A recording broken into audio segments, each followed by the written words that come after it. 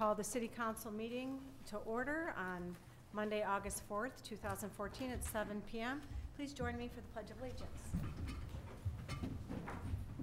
I pledge allegiance to the flag of the United States of America and to the republic for which it stands, one nation, under God, indivisible, with liberty and justice for all. Okay.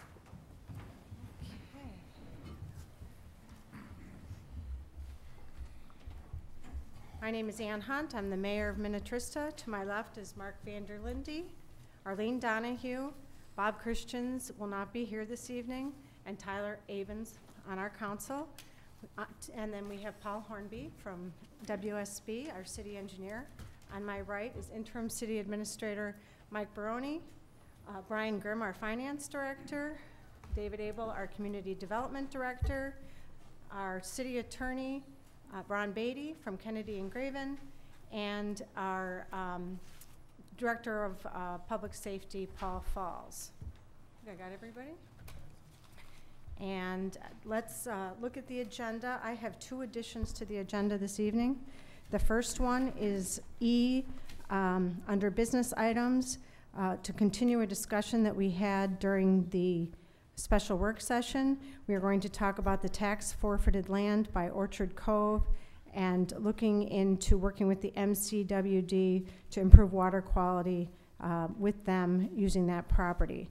And then under F, I would like to add a discussion of the Pioneer Sarah Creek situation. So if those additions are okay with the council. Anything else? Okay, I'm looking for a motion. Motion to approve the agenda with added E and F. I second it. All those in favor? Aye. Aye, 4-0. Okay, before we get started with persons to be heard, there was an item that came up, and Mr. Vanderlinde asked if he could go first. I would ask if Mr. Harris, would you please come to the podium? Mike, please.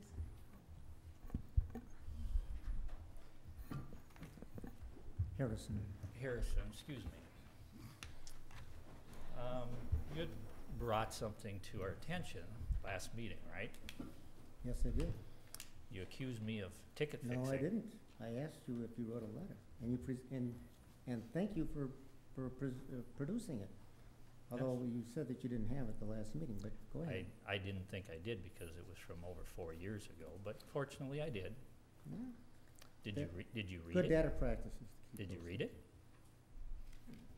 I'm sorry? Did you read it? Yeah, I've got it right in front of me. Could you read it? You want me to read the whole thing? Why don't you read it? It's your letter. What I'll do, this way I'm not accused of leaving something out. If the mayor would like to read it, I would like to have her do it. So I wouldn't want to be accused of anything that I might do. Okay, this letter is dated 7/14/2010. To whom it may concern, my name is Mark Vanderlinde, and I serve as a Minnetrista City Council person. In late 2009, the Minnetrista City Council began a periodic reevaluation of our recreational vehicle codes for the city.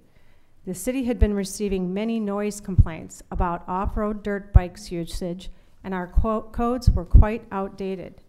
My constituents, Tom and Cindy Notch of 1250 Morningview Drive, Minnetrista, Minnesota, contacted me and expressed interest on the outcome of this process as they own a Suzuki Carry mini truck. The Notches have told me that they use their mini truck within the city of Minnetrista, particularly getting to, from, and on Lake Minnetonka in the winter, and in the summer for hauling boat gas from the local gas station to their boat on their property in Minnetrista, and other uses. At our February 1st, 2010 City Council meeting, we discussed various aspects of the recreational vehicle code at length. During the meeting, Chief Kolb, city staff, city council persons, Roars, Zanenko, and myself all thought mini truck usage was fine, and this constituted a majority position. This is further documented by the attached meeting minutes. Because the Notches had requested a follow-up, I called the Notches shortly after that meeting to tell them that mini truck usage was going to be allowed in Minnetrista. On 5/15/2010, Tom Notch was issued a moving violation citation from a Minnetrista police officer for operating an ATV on the road.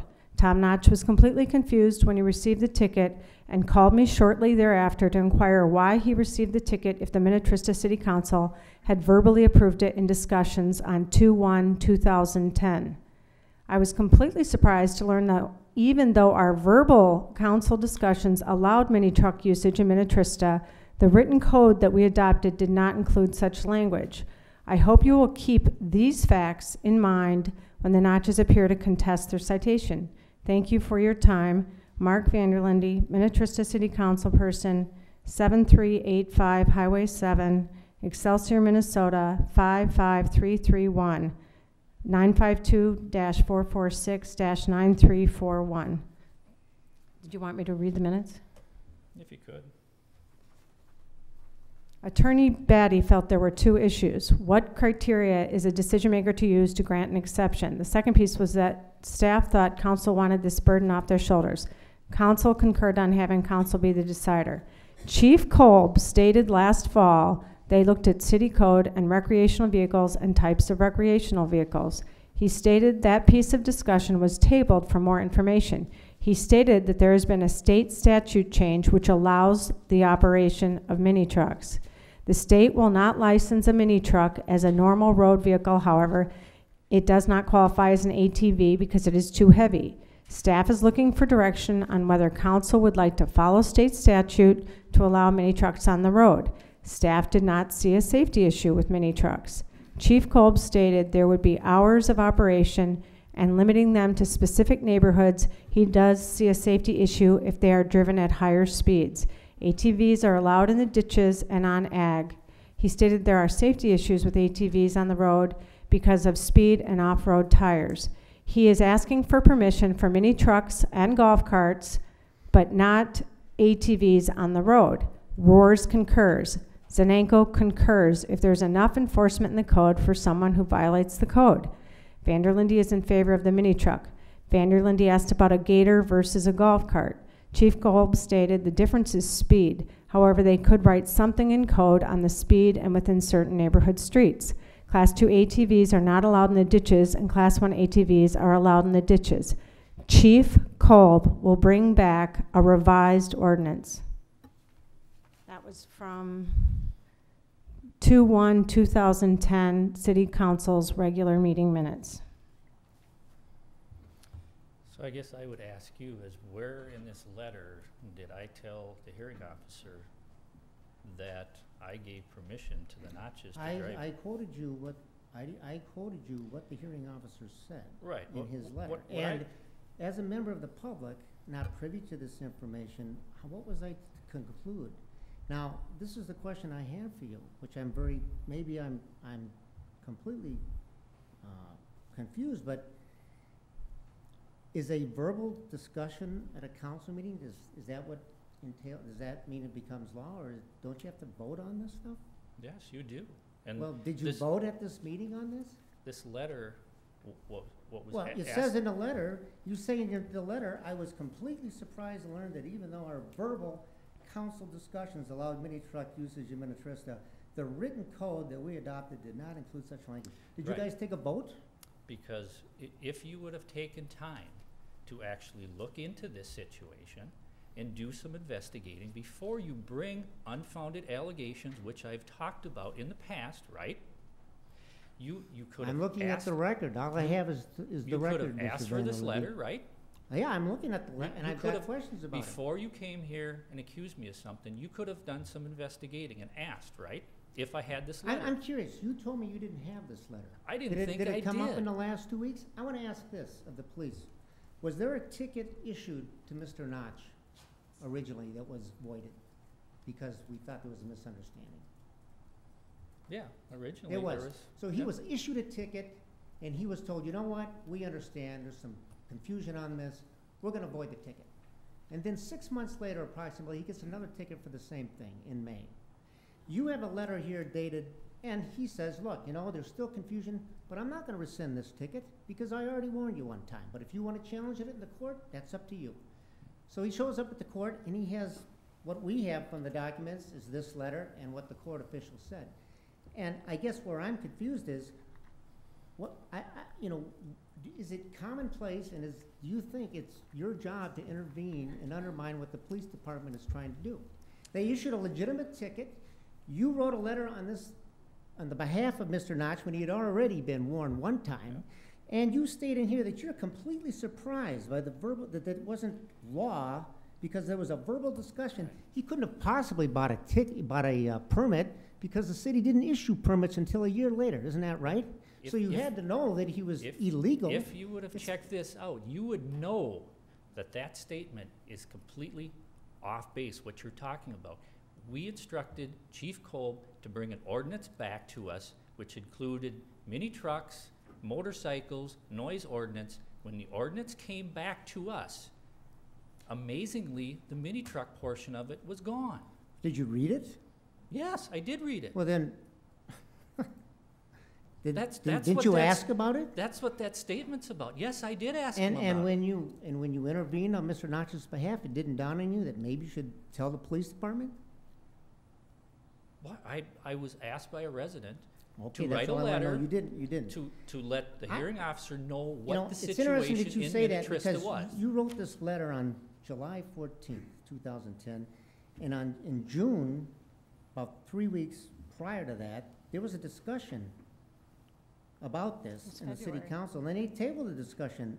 They tabled the discussion on a resolution authorizing permits for operation of mini trucks, because they had questions about it, and it was never issued until the next year in January. So all I'm saying here is that it seems like there was an intervention, and from what I understand, there's a pattern of this. And you asked a few Pattern? meetings ago if anybody had a Excuse legitimate me? reason A to pattern? ask a A question. pattern of I'm a what? citizen, I'm looking at the public documents.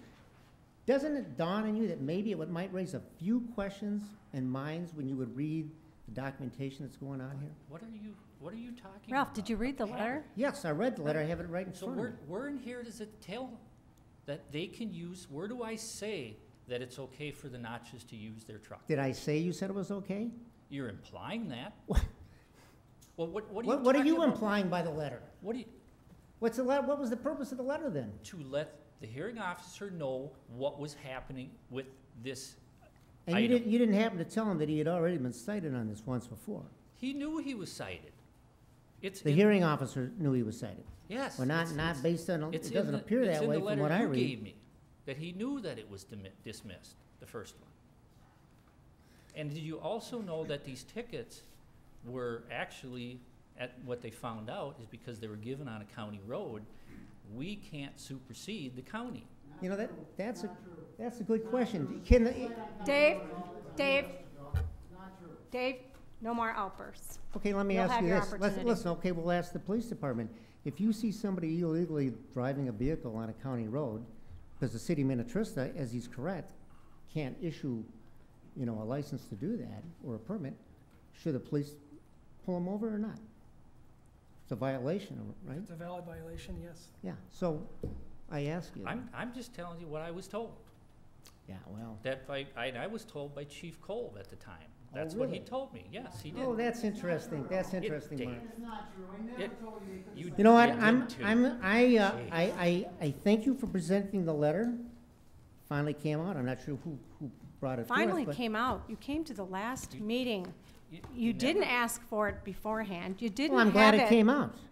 And I So- think anybody who reads it Ralph. and reads the documents will come to their own conclusion. So I would still ask you, where in here does it say that I told the hearing officer? Did I that the- say you told the hearing officer? Should I read Yes, what you the did, hearing Ralph. officer said? The hearing officer said, has letter from Minnetrista City Council, blank, states that the city council approved mini truck usage in a 2/1/10 city council meeting. The city council did not approve it. I know that. Well, I good have for you that. then. I So think that's how did- all, I how think did- that's, I would- think that's pretty clear. Wouldn't you think somebody would have corrected the hearing officer at the time? Because I didn't, this isn't my letter. This came from Chief Kolb. So you would think that Chief Wait Kolb a would have minute. corrected. Are you saying Chief hear- Kolb wrote this letter? No, I would have think that he would have corrected the hearing officer saying, he doesn't have the letter. It's not what happened. Would you not think so? I don't know. You I- tell me. I would sure think an You could- officer you of the law would. Well, all I know is that I think anybody that wants to read the text, it's pretty clear why you wrote the letter. I think you were trying to help out a constituent. You know, we all admire loyalty up to a point. Okay, Ralph, is there anything else? No. I mean, All right. if you run into an issue or somebody needs to know what's happening in the city, I'd be glad to write you a letter. Well, I 'Cause it's guess, an I guess I would in the informational letter. future make sure that before you're telling citizens that it's legal to do something, I never did tell well, them okay, that. imply, Mr. Notch Didn't seemed you to just think say it you was implied legal. it again? It No, doesn't you say just- that in the letter. Right. Well, where you do said where do that you read called this? him. Huh? Read it. Tell me. Where did I say they could use their truck? I said he seemed to imply that from your letter because he went and kept driving, right? You got a second? I can't control what Mr. Notch does. Okay, fine. Thank you. I mean, You can't. no, I can't. More than I can control what you do. Yeah. Cindy? Hi, Ralph. My name is Cindy Notch. I've lived on Morning View Drive for 29.5 years. I was in the room with that hearing officer. We've owned and operated that Suzuki mini truck since 2007. It's a Class 2 ATV. And I was in the room with the hearing officer. It was a moving violation. We had teenage drivers in our household at that time. So moving violations are a really big deal when you get to the insurance man. So we did go meet with the hearings officer, and prior, we were aware of the February 1st, 2010 meeting where there was a public safety discussion. So what the state, we read the agenda, we talked to Mark, we thought things were going in the right direction to allow the mini truck. I will say we made the mistake of not following up on what was brought into statute. So when we went to the hearings officer, and I was in the room, I showed him the DNR regulations on page 7, which reads, and I quote, this is from the state of Minnesota DNR. It says, Class 2 ATVs may be operated on the shoulder or the extreme right side of city streets if not prohibited by local laws. And it was not prohibited by local laws. So we did ask Mark for a letter, which you already heard. And we also told the police department about our continual harassment because we publicly asked for a citizen vote on the police station project. The moving violation ticket was dismissed by the hearings officer, not Mark Vanderlinde. The hearings officer advised us to consider it a warning, and the Suzuki Carry was parked for a lengthy period of time, although I did not keep records of exactly when we parked it, but it's my recollection that it was in the shed for about 1.5 years. Okay, so Mark Vanderlinde did nothing wrong. His only action was to represent a constituent. And yes, there has been a pattern here, but I must point out, in my opinion, this is just one of former police chief Dave Kolb's many actions to prove his multi-year personal vendetta against my family, and unfortunately now, in addition to harassing and defaming my family, former Chief Kolb is also trying to do the same thing to our good and honest councilperson, Mark Vanderlinde. Last week's diatribe from Dave Kolb's misinformed messenger, Ralph Harrison, and Kolb's website contents clearly meet the legal test of defamation of character of both Mark Vanderlinde and my family, and I don't think that's something to be very proud of. I haven't decided what I'm doing about that, but I felt I must step up to the podium to tell the facts in an attempt to repair the harm done to Mark Vanderlinde's good name. Mark is honestly and diligently serving Minnetrista citizens.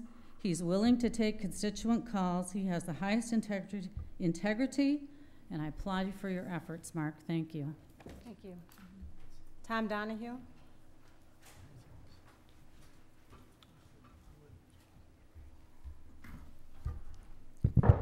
Tom Donahue, 6115 Sunnyfield Road.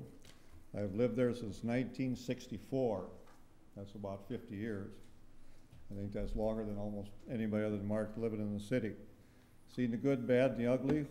As far as the roads go, I'm on a road committee for the 3rd time.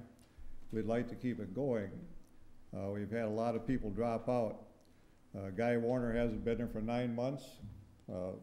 Ralph Harrison's missed quite a few. We'd like to get some new blood in there, and I'm talking.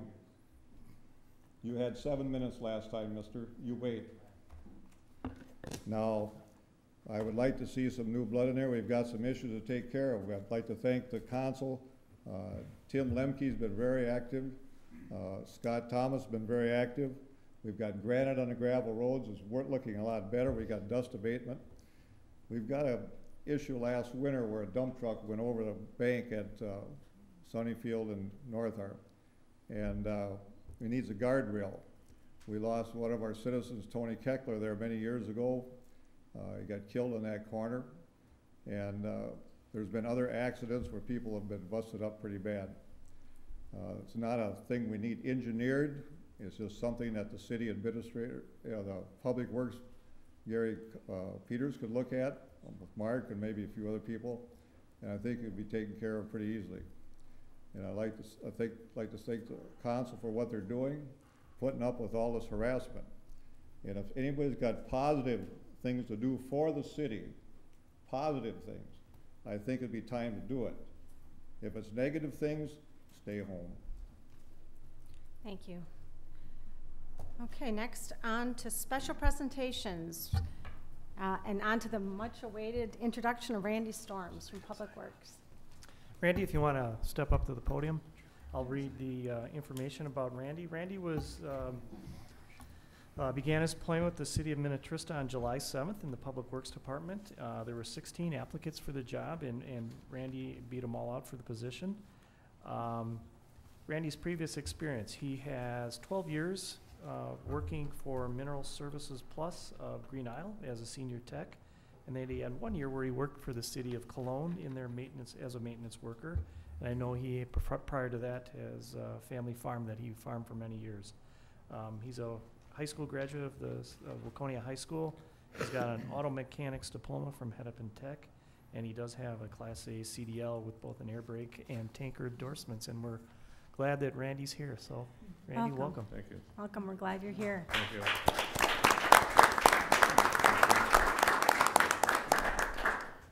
Well, thanks for having me. It's been good. I've only been here a month, but it's been good. So, Good, well, we're glad you're here. thank you. Very good. Thank you for coming. Thanks. Okay, our next special presentation is Vern Brandenberg from the Westonka Historical Society. Yep, both Vern and Ron Pauly are here. Great.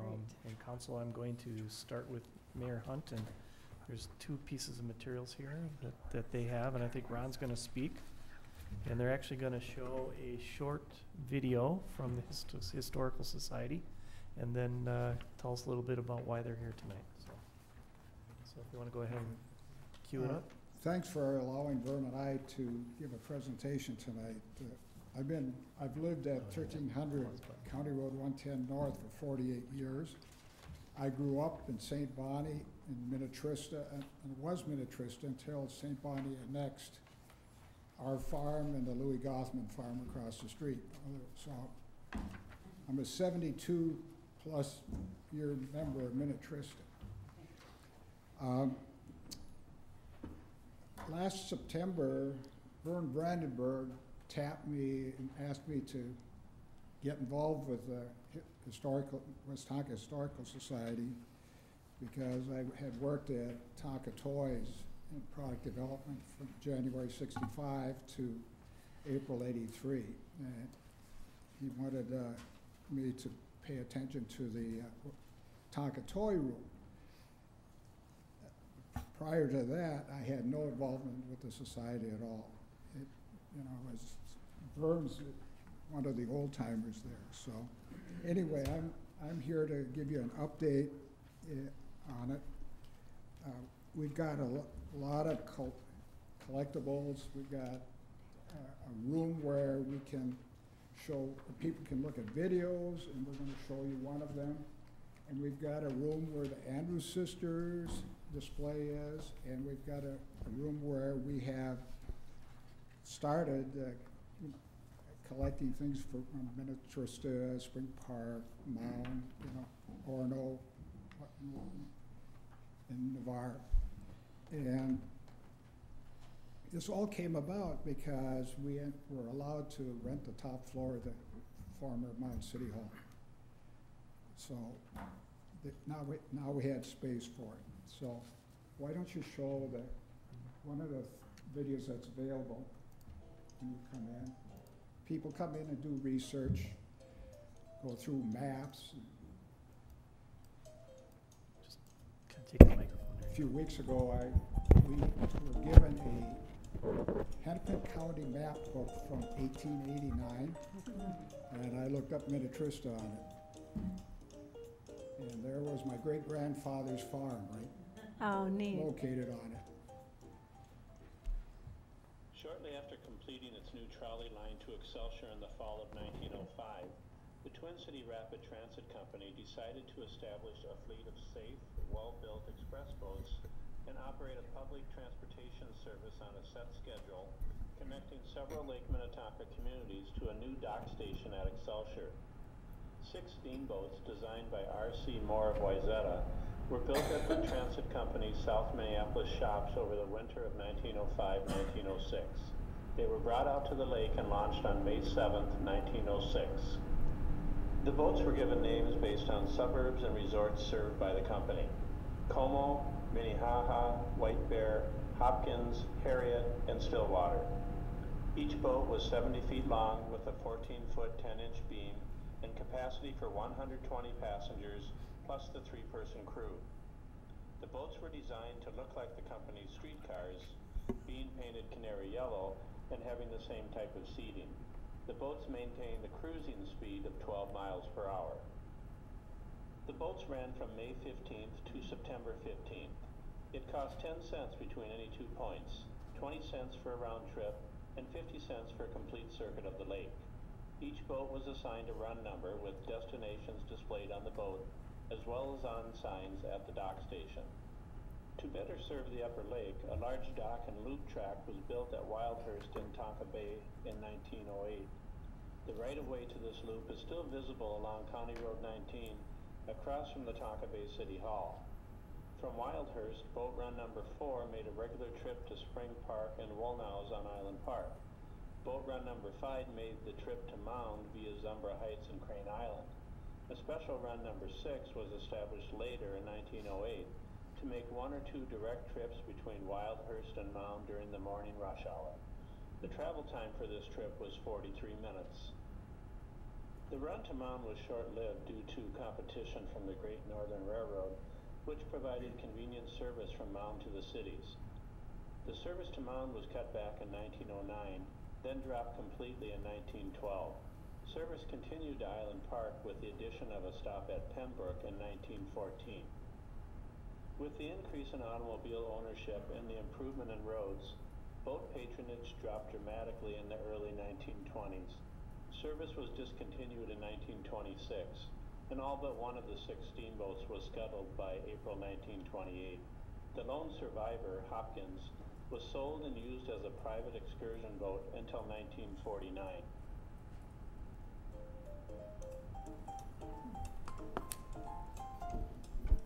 That's just one of many things. We've got books, we've got maps, we've got all kinds of things. We actually have more than we can display. And anyway, we're open every Saturday from 10 till 2 o'clock. Society members like myself or Vern and others open the door, put on the lights, and welcome people.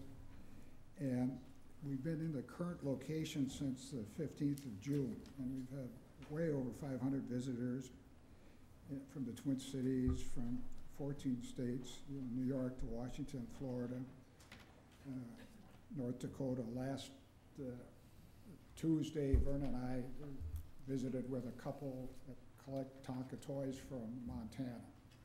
So they wanted to come up.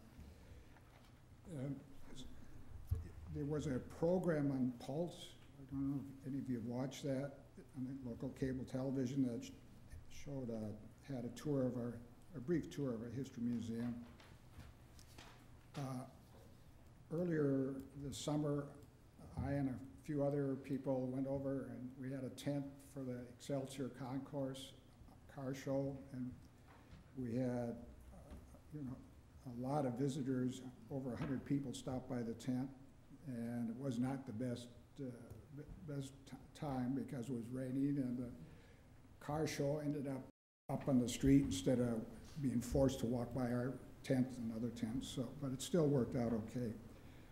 We've got toys over in the Minnesota Historical Society. We've got a 50s, 60s, and 70s toy display over there, and right when you walk into that area, there's a plexiglass case, and it's got a Mighty Tonka dump, a front-end loader, and a dozer in it, and then off in the back room, there's a Mighty adventure buggy with a Barbie doll driving, a G.I. Joe sitting in the passenger seat, and some beach bum hanging out the back. Anyway, our museum, the first room is, like I said, devoted to the community, you know, Minnetrista, et cetera.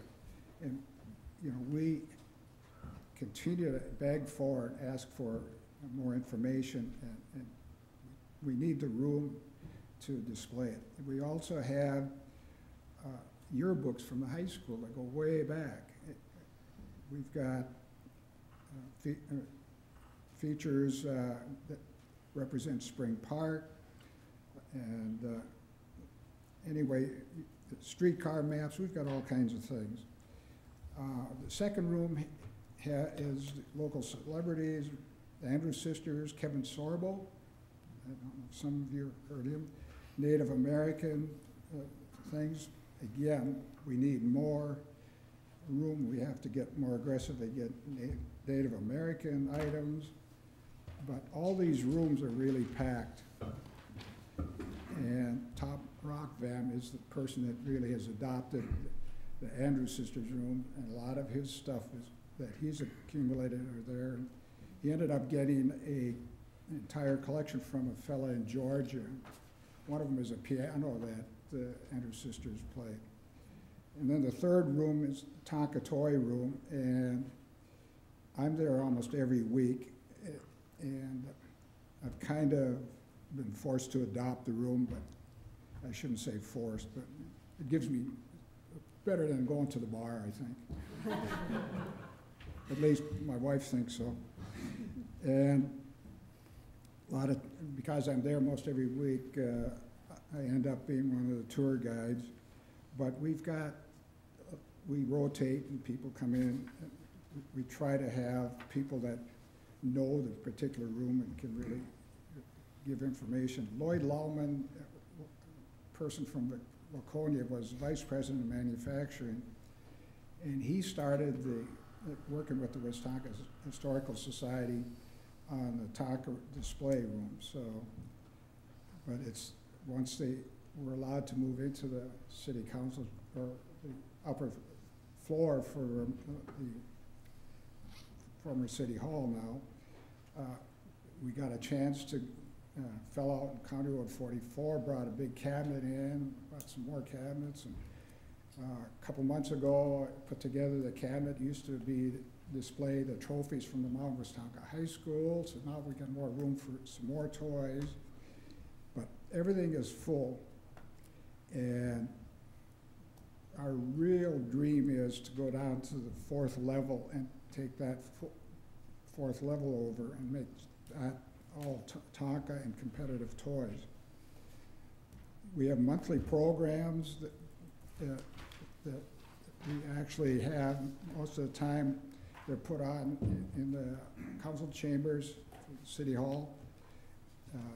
Ski Tonka. We had one here a few weeks or a couple months back about the mighty 8th Air Force in honor of veterans, and that was good. We also had a program about Lester soil, which was named the Minnesota State soil, and it was on display at Gales Woods in Minnetrista. And we've tried a lot of different creative fundraising items. Ellen Elma boat tours. We had a dinner at House of Moy not too long ago. We're planning on one for probably this October 11th. But one of the things that kind of frustrates some of us, or kind of frustrates me, because some people look at history and say, that's old stuff. You want to think about the future. Even a person I used to work with at General Mills. I spent the last 27 years working in packaging engineering there. And she's in charge of the retirement of the volunteer committee. And I was telling her I volunteer at the Historical Society, but that was nothing, you know. So it's frustrating, and one of the things that why we're here tonight is it possible, I know we're gonna have a heated meeting a little bit later about spending money, which I'm not all excited about either, but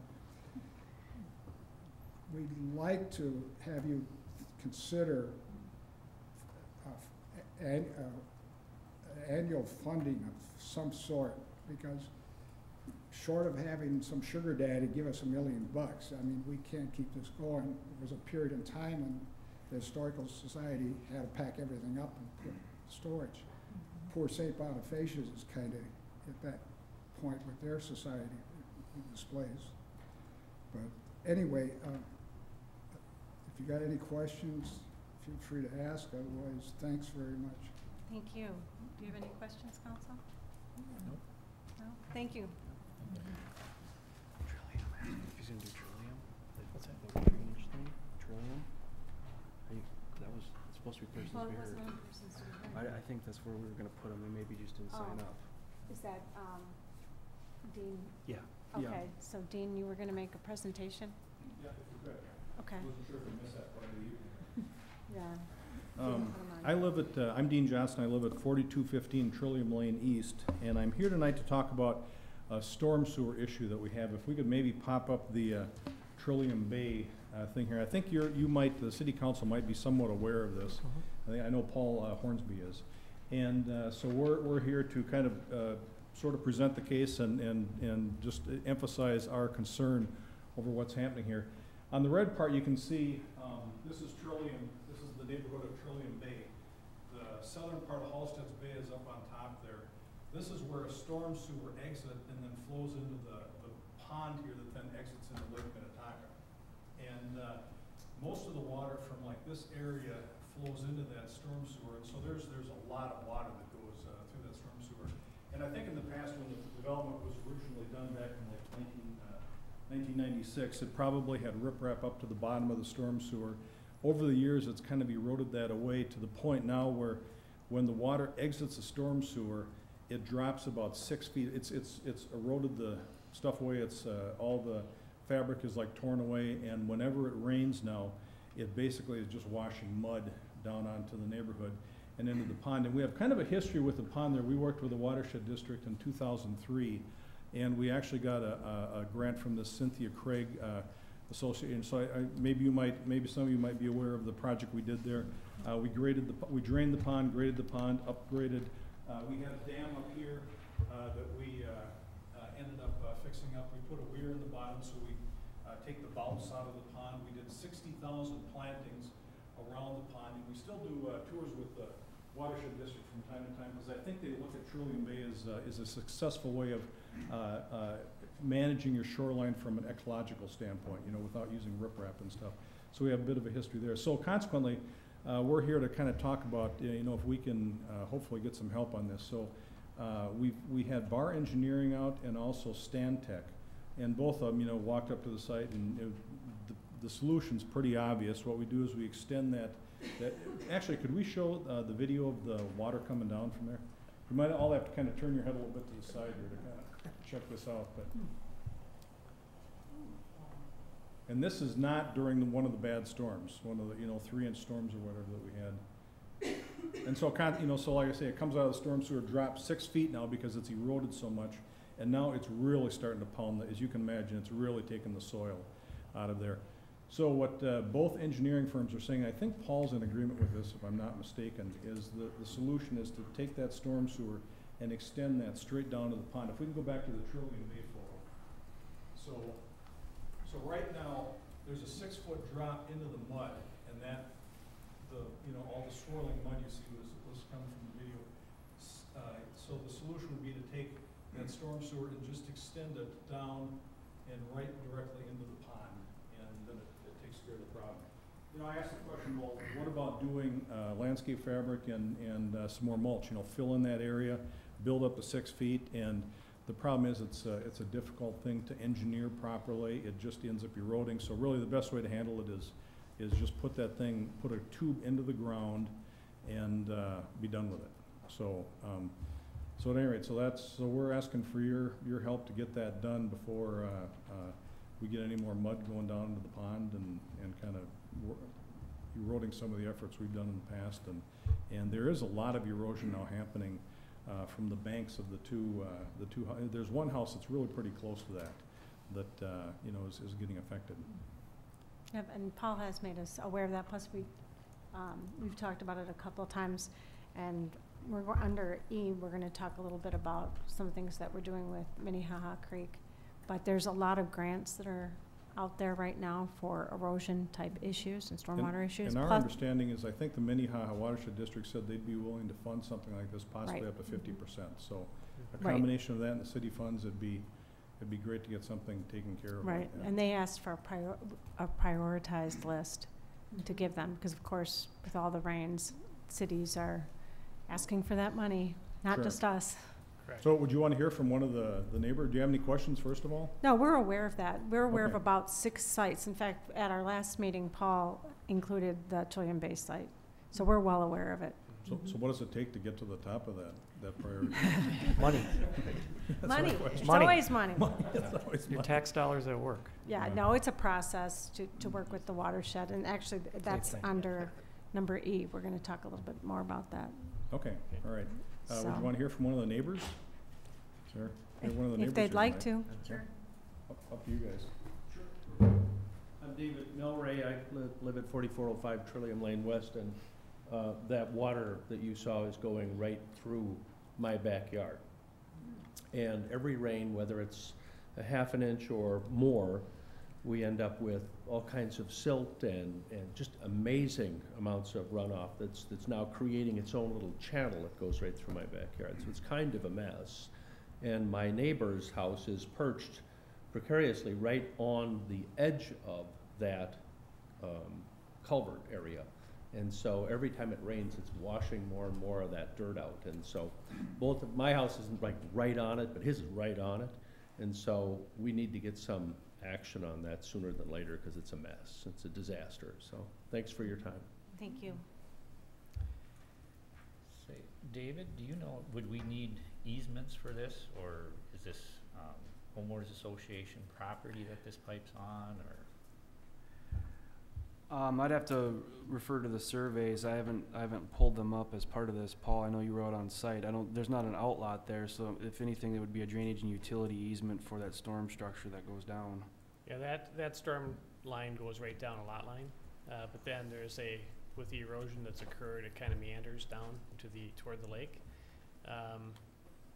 And you know, one of the things that causes this is that there's a lot of canopy cover from the trees. And so there's not enough sunlight that gets in to allow vegetation to grow. So you don't have any of the lower forest floor type of plants to have a root system that helps hold the soil in place. It appears to me that at some point this did function. However, I think the solution that Mr. Johnson had brought up is one of the alternatives I had mentioned also, is that you put a pipe right down to the lowest level, dissipate the energy, and let it go.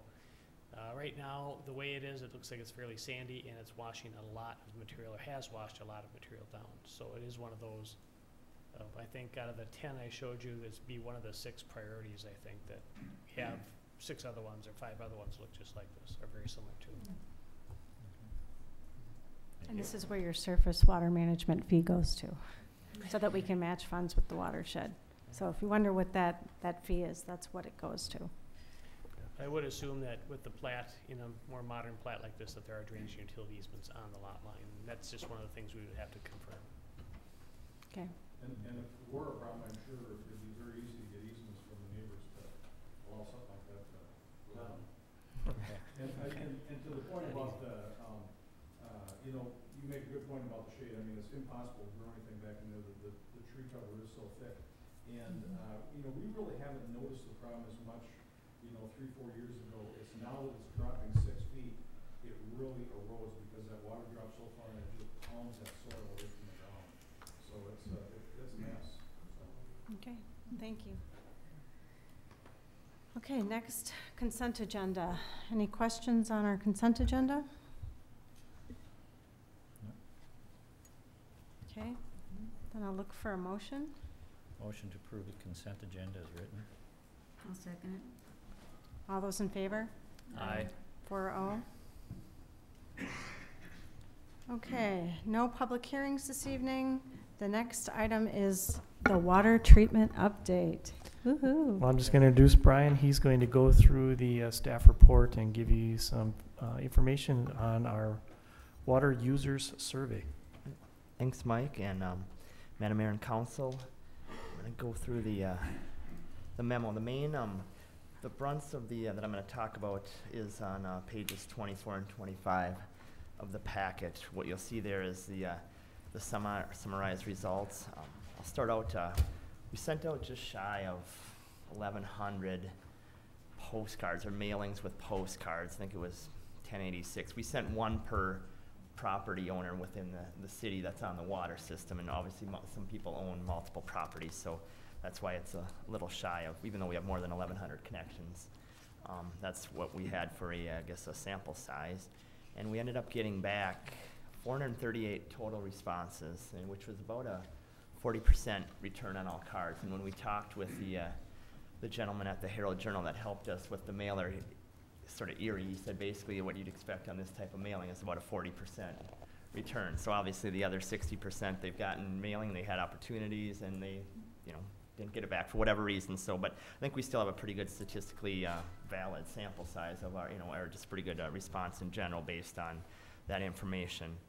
What we did then is we have 3 charts here, and the first one was just, there was the 4 options that were sent out, the 2 decentralized, gravity, filtration, and reverse osmosis, and then the centralized with the same thing, the gravity and the reverse osmosis. And what you'll see on each of these little charts that we did is that the first line is the quantity, or the number of the boxes checked, the 1 per property was how it was, and then the next line under that is the percent preferred. So as you can see there, just by the 4 options, the central gravity had the most preferred options checked. Basically about or exactly 50%. So 219 properties checked that as their option that they wanted. Where and then the second most was the central reverse osmosis with the 183.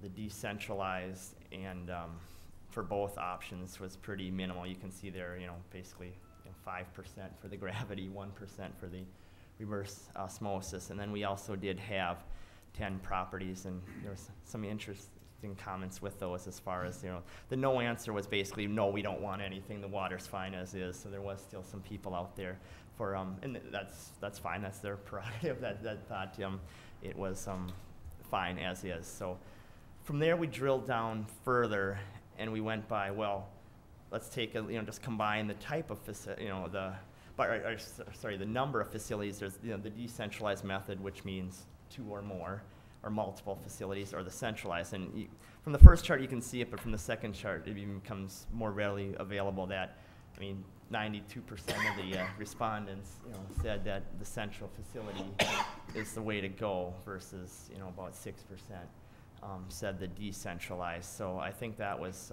pretty overwhelming. Brian, can I just step in? Sure. There. I did talk to some of the people who thought decentralized, just to figure out why.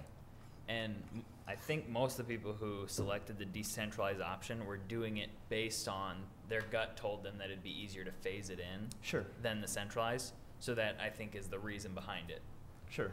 No, and I think that is it's a philosophy or method to doing the process is. Yeah, and some of the people who selected the centralized wrote in that they wanted it phased. Phased, yeah. So I would lump all of those in the same in my mind. Sure. So, yeah, and I think whatever facility that we do build, I think in my mind, and I think from staff and council that we, and Seth Peterson from Bolton Minks in the audience, is we want to build it to the right size, and and it talks later in the memo as far as potential expansion and that type of thing. But I think that's my number 1 priority, is that we don't overextend ourselves. So definitely that will be at the forefront. So, no, good question, or good clarification. From there, we went down to the results by the type of treatment, and it was closer there, but I still think there was a consensus as far as the when you combine the gravity filtration responses. You have 240 properties that preferred that to 188 for the reverse osmosis. So it's about a 52, I guess, to be exact, a difference. And then you can see the percentages there, about the 55% for the gravity filtration, then the 43% for the reverse osmosis. So that's, I guess, in a snapshot, what we received back for that, the feedback on the plants. I don't know if anyone has any questions there, or if you want just to continue through. I mean, I guess from there, from at least staff perspective, now that we've got this feedback, I guess it's up to council to decide, and we've sort of laid out what we think the next steps would be. So I did want to make a comment on the results. I was actually surprised at how high RO was, considering all the misinformation that was spread about it. So I thought that was very interesting. I mean, obviously people prefer the gravity filtration, but considering the level of misinformation that was spread about the water treatment technologies in general, it was really interesting to me to see how popular RO was. I guess, yeah, probably the one comment I would make, I think there was probably misinformation on both sides. Well, that's what I said. Fence. I mean, there was just a lot from getting to talk to, I mean, I probably was, well, I'm sure the council got calls too, but as probably the main contact as the staff person here, I got ranges all across the board as far as people of different intensities, people really passionate about it. People, I wish all sides would just dial it down a little bit and just deal with the facts. I mean, so Yeah. there's, Nice. there was definitely some conversations that really stuck out as far as just that, let's just keep it, to the facts. Let's try to get the emotion Right. out of it, and that's what we're trying to do here. So that, Right. I think there was probably a little bit of, just or people that had their different agendas and out in the community. Right. So, No, but I think 40% is an excellent return. I This thought so type too. of- I think this is representative, I guess, as far as, if we would have only gotten like 10% or something, you'd maybe say, well, what are the other people Right. thinking? But I think it's, from the conversations I've had and from the feedback we got back, I think it's a reflective sample of the community, so. Yeah, I was extremely surprised by the amount of RO as well, because when I looked at the data, it seemed pretty straightforward that the central gravity, at least given the data that we passed out, was the option that you'd point to initially. I expected it to be like 90-10. Yeah. But I was very surprised when it was 42% came back with that. Yep. Yeah. And well, maybe that's where a good transition point into the next steps, or at least we can finish up what we had put in the memo, and then have council, comment Right. again. Obviously, the direction why we did the survey was to decide, which option to pick for a water treatment plant. From there, the next step would be final design, as far as and to work with Bolton and Mink on that. And a couple main points that I guess we had from a staff perspective, and maybe this even ties in some of the concerns, thoughts other people have, is, one, I guess we should consider a plant that allows for future expansion. We've talked about whether City of Mound or different neighboring city, or at some point, whether it's 3, 5, 10 years down the road, or at the same point, we're maybe a little ahead of the game versus some of our neighbors as far as being ready, or at least trying to be proactive in doing something about this. So, and I think from talking with the engineer that would be, fine to build it and not add too much cost to allow for future expansion, and build it not too big, not too fast, or whatever. Right. So that's I think a real high priority from our perspective. And then secondly, I guess probably to Councilmember Aben's point, I think we could build it to allow for the addition of reverse osmosis at some point if the regulations change, or government dictates it. But I don't think we'd have to bite that off right away, and I think that's what the Right. results are saying in the community. So I think a couple of those things, I don't think we're boxing ourselves in by building a central gravity plant that's the right size. we know that there's these other, the flexibility is there for things that come up in the future or different as both politically and, and nature intervenes, I guess. So I guess in a nutshell, that is our recommendation from a staff perspective, and I guess we'd probably turn it over to council unless Mike has anything else. Nope, I think you did a good job, Brian. I have one concern. Because we have approached Mound, and Mound has expressed interest in potentially coming on board with a regional plant idea. Is there anything that process for financing or going out that we should be concerned with, so that, because Senator Osmek said that he would try to, propose some bonding, will they reimburse us for money? I mean, how does that work? That I don't want to get too far down this and then find out we could have had it bonded.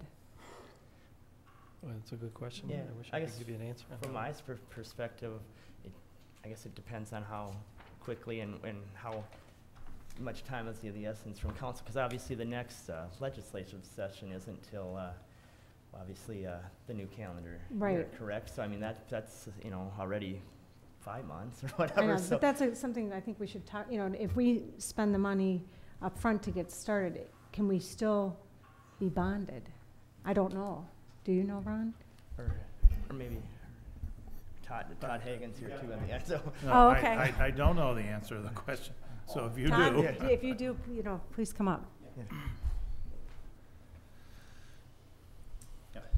Thank you, Mayor, council members, staff. Todd Hagen from Ehlers and Associates, financial advisor in bonding most of the time. What you'd want to do is, if you're thinking about using your own cash, you would pass a reimbursement resolution. Under federal regulations, you can only reach back so far from a capital expenditure to reimburse yourself with tax-exempt bonds. So we would put something like that in place right away before you start incurring some capital cost. Yeah, that's my concern, is we don't get too far down. Yeah, because you want to preserve your right to reimburse yourself too. Right. So you don't want to get too far along and then say, hey, I can't reach back this far. It's a 60-day sort of reach back from a capital expenditure to at least have an intent from the council to reimburse yourself. So we have, Kenny Graven has the forms, we have the forms. We'd put that in place, But it's only 60 days?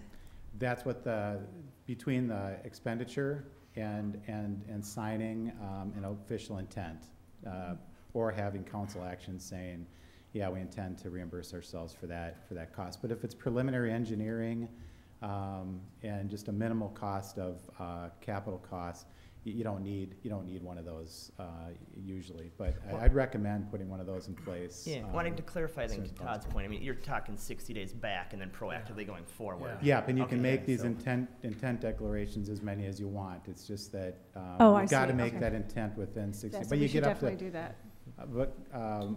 Mayor Hunt, you get up to like 3 years usually to issue a bond.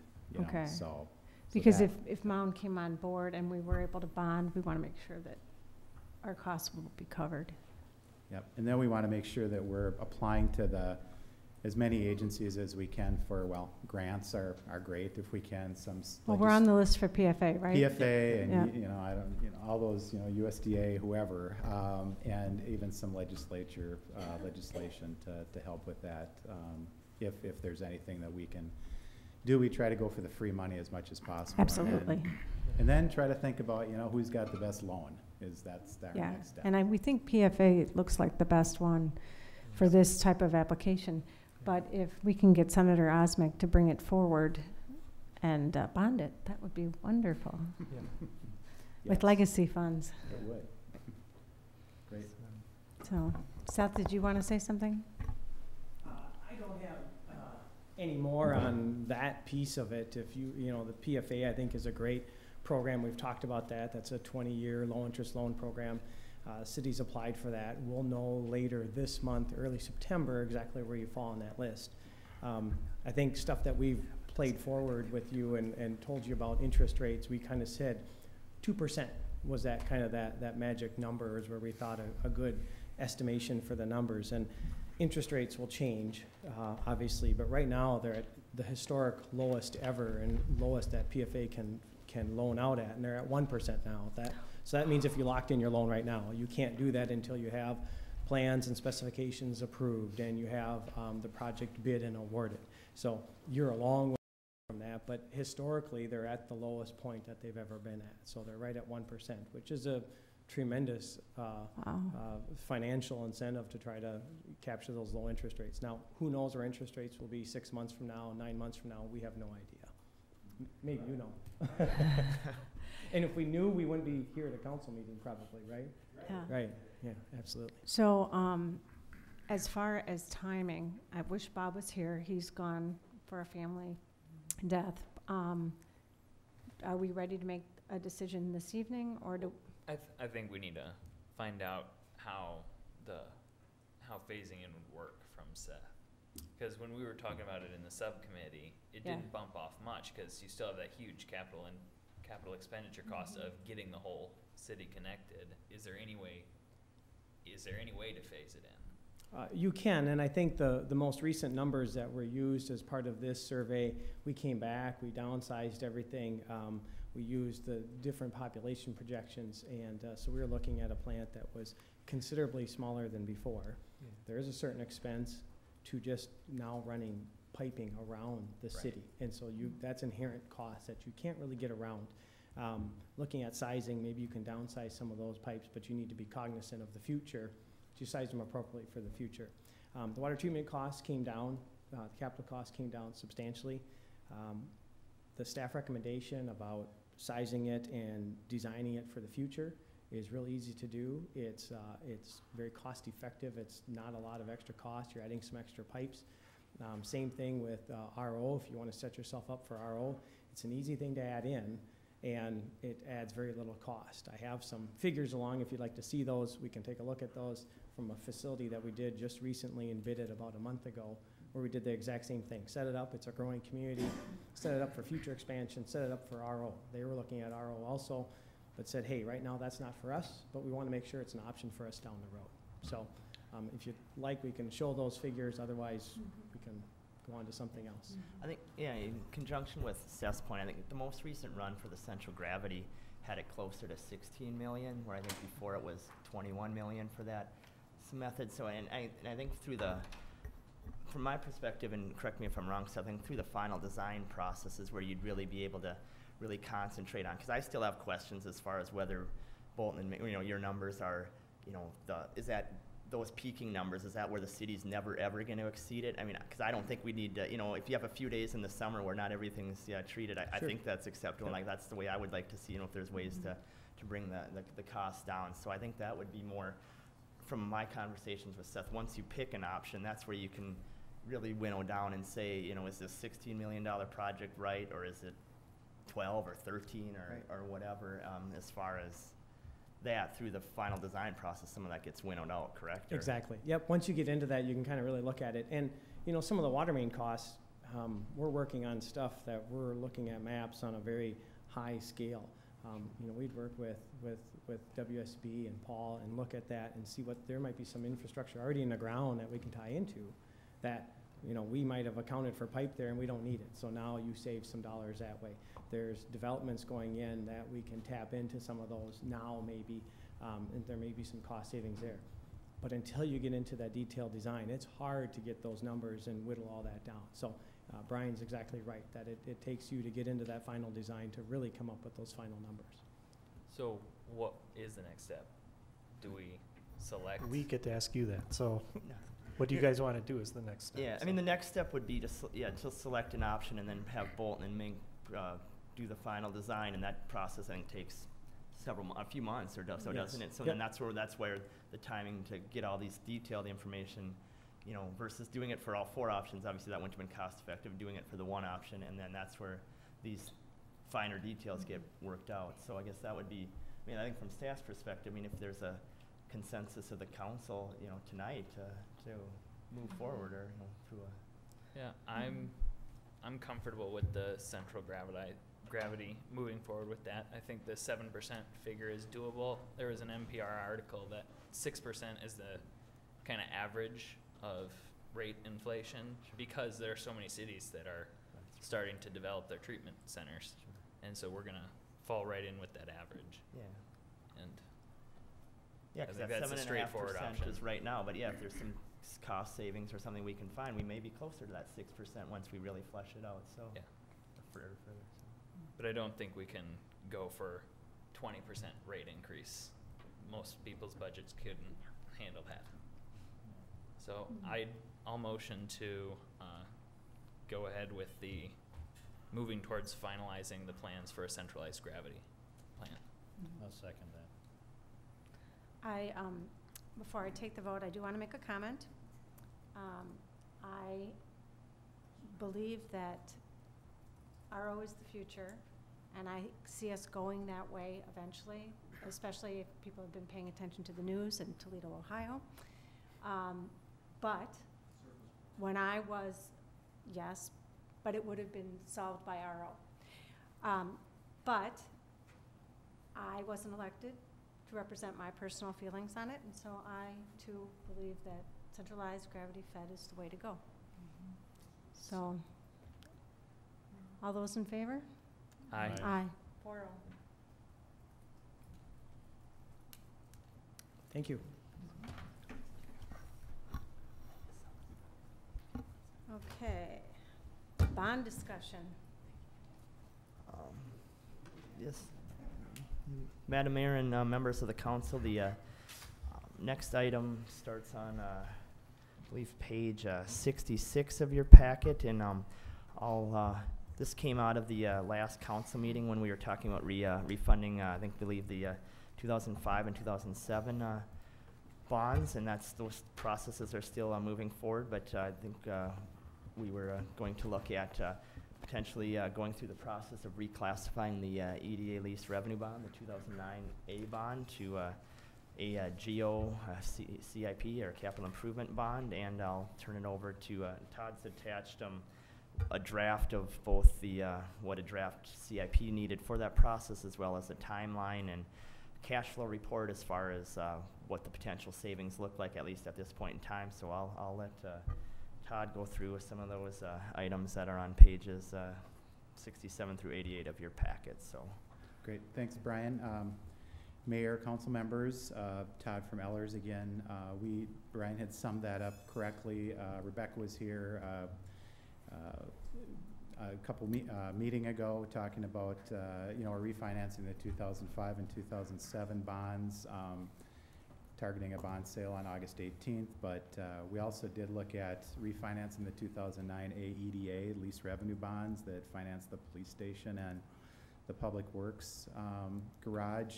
And that bond issue isn't callable till February 1, 2017, so we got a couple years on that, but we did talk about low interest rates and maybe there's some opportunities to at least get this process starting for conversion from a lease revenue bond that has a reserve on it to a general obligation capital improvement plan bond that we don't need a reserve. We can use a reserve to lower this general obligation bond refinancing and actually be able to sell this out in the market, sort of like we're going to do on this bond issue coming up on the 18th. So it's a pretty, it turned it into basically a pretty vanilla bond issue that everybody out in the market understands and would bid from whenever the council thinks is a good time to pull the trigger, so to speak. So what we had talked about was at least showing the council a draft of the plan and kind of the process and what it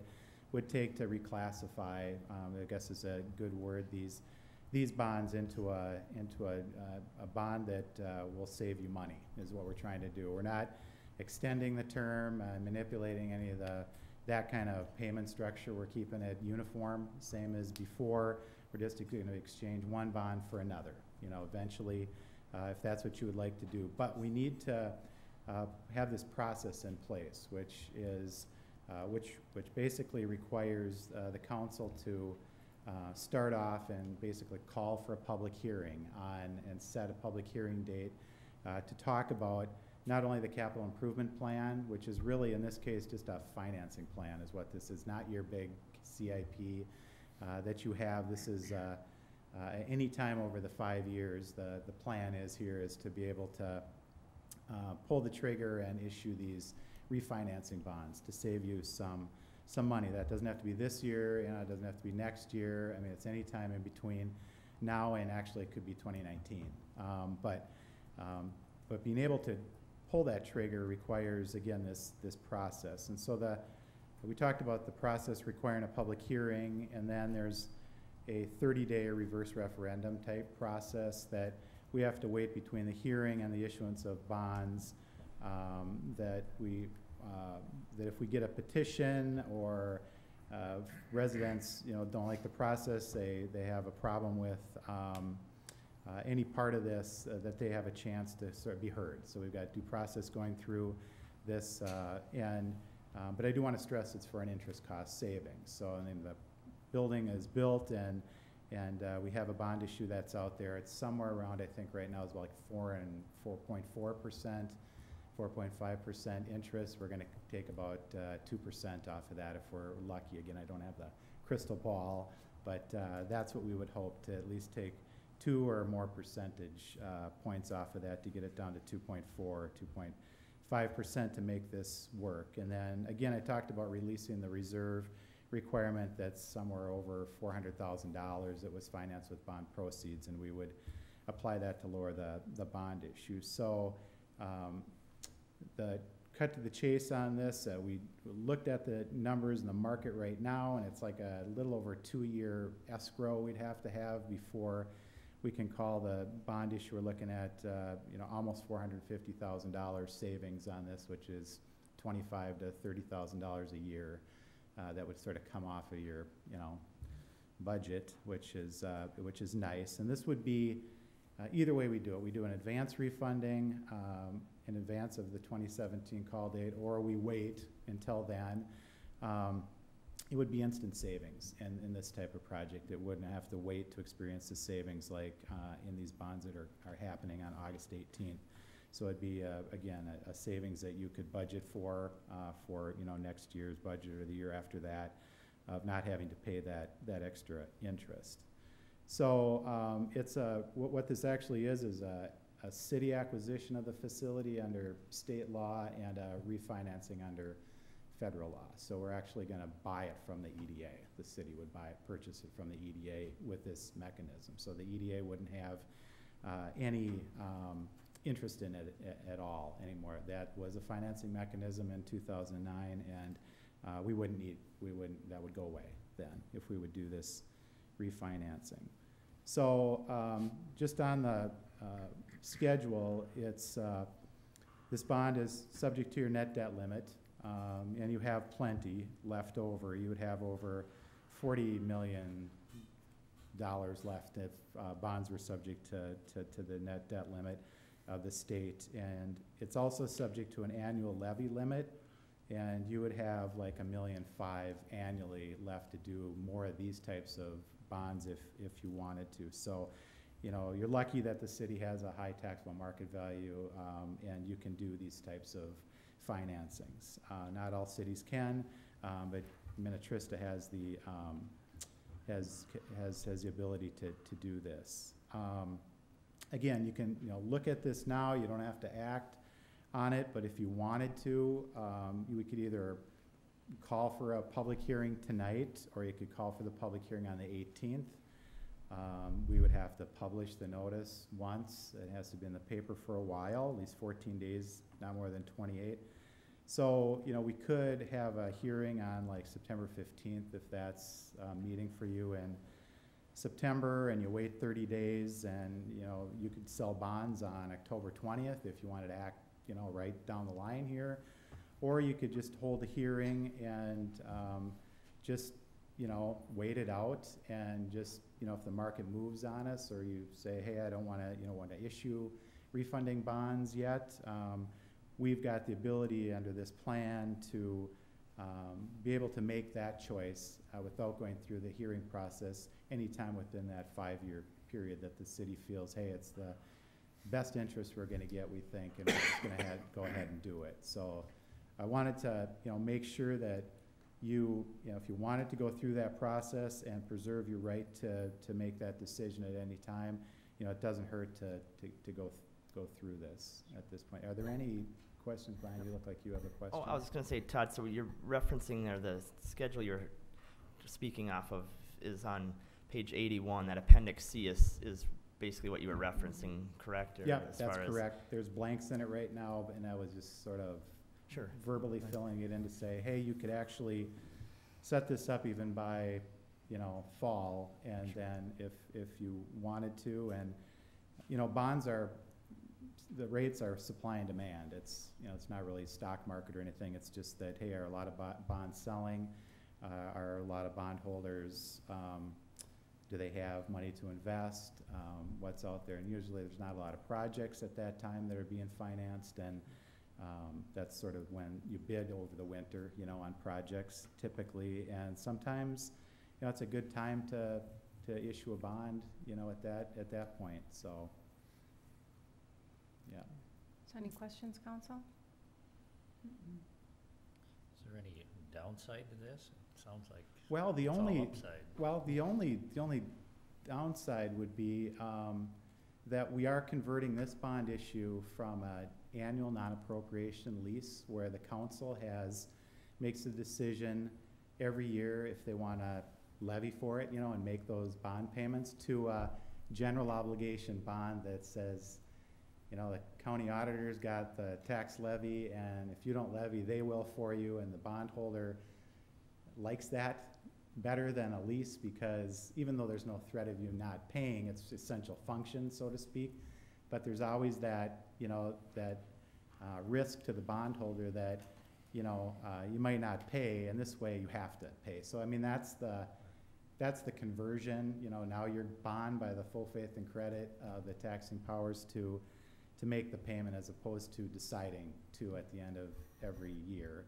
The pressure would be on us at Ellers to, make sure that this, is a good refunding for you. We want to make sure that we keep you informed throughout the process, that that waiting isn't better than, doing it now. And right now, if you were to issue bonds, there is what we call negative arbitrage, because what we do is take the proceeds from the new bonds and invest them in an escrow for a couple years before we're basically defeasing the old bonds until February 1 of 2017.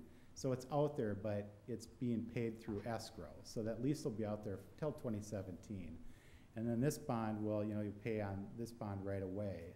So, but the difference between the interest rate that we have to try to get to in investments to make those old bond payments and the investment that we make, it's going to be less than we're going to be able to get an investment probably that's yielding a lower interest rate than the bonds. So what's going to be that's a little bit of a negative drag on the escrow. Yeah, we're in a low interest rate environment on bonds, but investments interest rates are low too.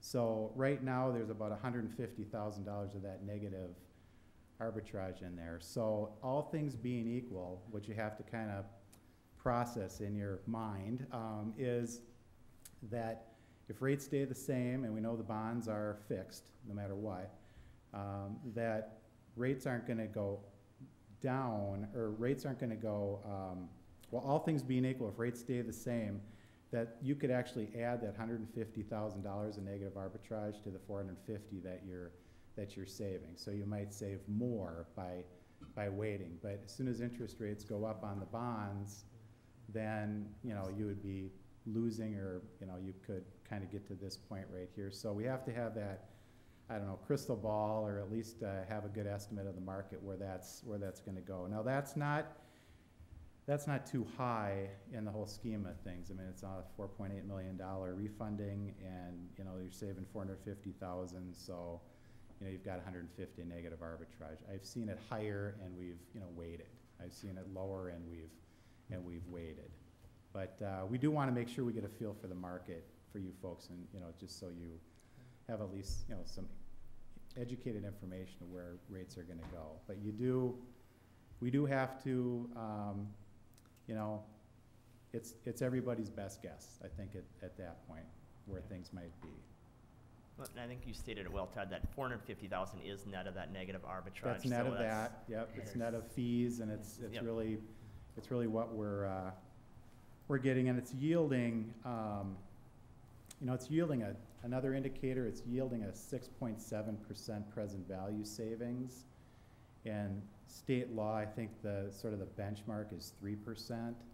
So, and Ellers likes to see between 4 and 6. So you're really on the high side of the present value savings calculation too. So it is a pretty good refunding right now, and you don't want to sort of lose sight of that by the money that we think we're losing in the escrow.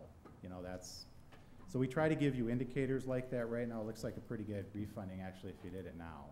So, but we can't until we go through this CIP process. Okay, so what's your pleasure, council? I'll make a motion to call for a public hearing with the intention to issue general obligation cash capital improvement plan bonds. Are we locked in once the public hearing, or we can get a public hearing and then wait. Yeah, you Yep. can wait up to 5 years. Okay, then I'll second the motion to have a public hearing. All those in favor? Aye. 4-0. Just for clarification, did we have to set a date? Let's do the hearing at the August 18th. Okay. Madam Mayor and Council, you don't have enough time to publish a notice for Right. 14 days in advance. Sure. You'd So have to do what's our either September 2nd or the 2nd, yeah. 15th. Let's do September 2nd. Instead of the 15th? Yeah. Okay. Do we need to vote on Yep. that? To set the date for the Yeah, public might as hearing? well. Might as well. I think, yes, Madam Mayor, I would amend the motion Okay. to include that date. I hereby amend the motion to include September 2nd, 2014. Have a second? Second.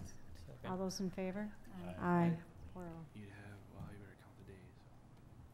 Do we have enough days? Yeah. Works? Yep, Okay. that should work. And then I just wanna make sure, we'll have to put a not to exceed bond amount in the notice, and I just wanna make sure there's enough wiggle room in there, and I've got 4.89 million, and I guess I would ask the council for some latitude to go up a little higher with that, just so we're not boxing ourselves in too much with just a not to exceed number. I mean, it is what it's gonna be when we do it, but sometimes we get caught by being a little bit conservative in a not to exceed number in a notice. So would I have permission to increase that maybe to just an even 5 million, something like that, to keep our options open? Is that okay? Between 4.89 and 5, we'll come up with a number. Okay, we should probably vote on that too. Correct? Yes, good idea. Okay, can I get a motion? Also move. Second. All those in favor? Aye. Aye. 4-0. Thank you. Thank you. Thank you. Looking forward to saving some money. Okay, C, accept quote for pre-demolition asbestos and hazardous materials survey for the Gillespie property at 1420 Westwood Drive. That would be you, Paul? Yep, it's gonna be Paul, and we're gonna have Paul talk about a couple of things that are new since we actually put this in the packet, so Paul? Thank you, Mike. Madam Mayor, members of the council, since we've last spoken, I did receive that evaluation from the Mound Fire Department, specifically Chief Peterson, and in his report, he said that this is really not a viable burn site for a number of reasons. Part of that is the stucco material doesn't burn as completely as they would like. And there are some other structures that are kind of close, the secondary structures that are rather close to neighboring houses, as well as some very large or very mature trees that they really don't want to destroy. And so his recommendation is that they don't do a live burn there. So it really only leaves us with the one option of, I guess, the normal demolition process. With that said, though, the police do have a training scheduled there for August 12th, and then the fire department would like to do some other less invasive type training, face mask training type things, which does not involve burning the house, but just using fake smoke and things of that nature. Okay. And then David has one other piece of information related to this, was it the one structure, the garage or whatever? So your agenda item this evening, regardless of whether the burn, the controlled burn would occur or not is we do still need to have that asbestos and hazardous material survey done, whether the burn is happening or not for demolition. We did seek 5 different vendors to get quotes for that service, 3 of which did submit quotes that are part of the agenda item this evening. And then today I was actually contacted by an individual who is associated with a demo company and also interested in the detached garage on the site and actually moving that off-site because that might be suitable for moving. They agree that the other structures would not be, but the detached 2-stall garage is a newer structure and felt that it could be suitable for moving. And he said the moving company also does demo work, so they too might be interested in actually submitting a quotation for a demolition.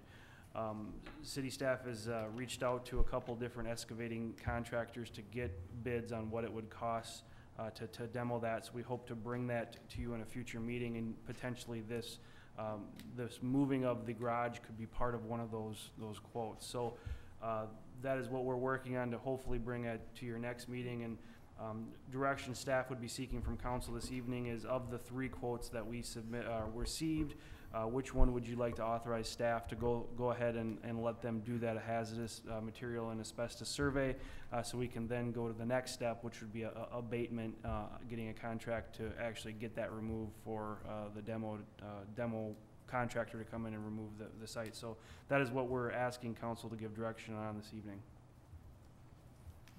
Council? I'll make a motion to accept the quote from Angstrom Analytical Environment Services for demolition, the asbestos and hazardous material survey for the Gillespie property. Second.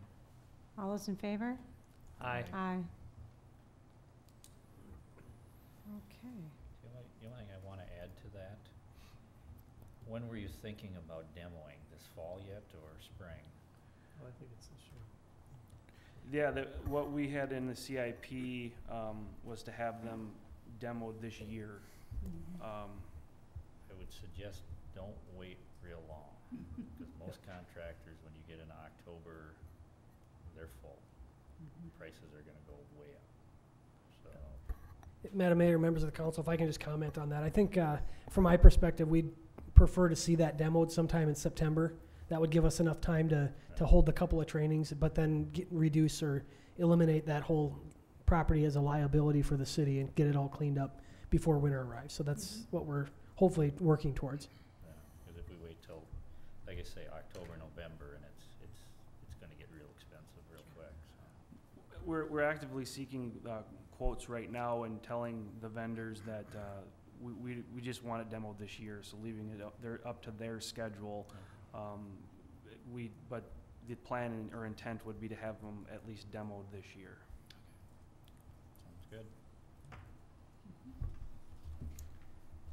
Okay, our next item is the Jennings Cove scope of services work from WSB. Yep, I think I'm just gonna throw it over to Paul to go ahead with his item.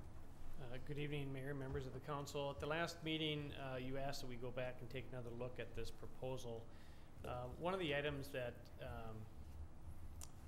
to share with you is most of the time that is spent with this proposal is building a hydraulic model. And with that, you build the model, you determine also from contours from LiDAR what the existing pond volume is. You make a conservative estimate on what that is. And the difference between what you're determining from your model and the contours is what you need to increase the volume. That volume increase is above the outlet. It wouldn't do you any good to dig the pond deeper. So what we try to do in looking at the size of that and how you would size that is to keep it within city property and city easements. So that's what the model would do. I know there's some discussion about having Public Works maybe excavate that out and not do the engineering on it, and that's up to you if you want to do that, but it's not decreased a lot from what we had talked about previously. In this and in the previous one, we figured that most of the meetings would occur on days when I'm at City Hall and meeting with the agencies.